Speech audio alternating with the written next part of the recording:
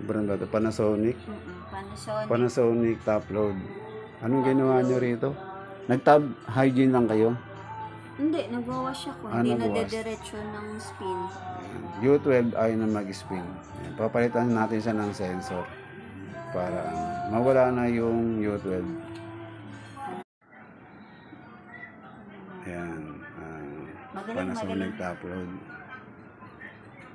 Wala na yung U12. Natapos na yung U12 error. Spin cycle na siya. Ang ganda pa ng ikot, oh. Ang ganda. Mamaya, pagka nag-9 yan, lakas-lakas. Kasi yung mga inverter ganyan eh. Sa simula mabagal. Yan, oh. Parang aeroplano na yan. Parang magde-take off na yun, oh. Tuturbo pa yan maya. Saksak na natin.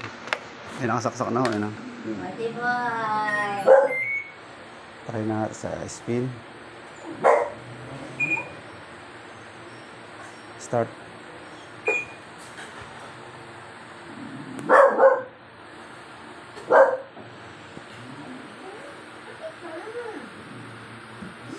Yan, oh. Hindi na siya H52. Makapag-spin na siya.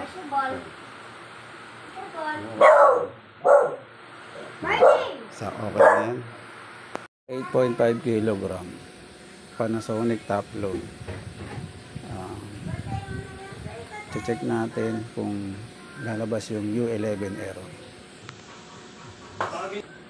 Yan, ang model na ito NAFD85X1. Yan ang pinaka-model niya. Nag-start siya sa 14, nag-countdown siya na hanggang 13, hanggang 12. Yan, ilang minuto na lang. Yun, lumabas na yung U11. Ayan o. Yan, U11 error display. Yan. Ganyan din ho ba nangyari sa washing machine nyo, nag-U11? Check natin.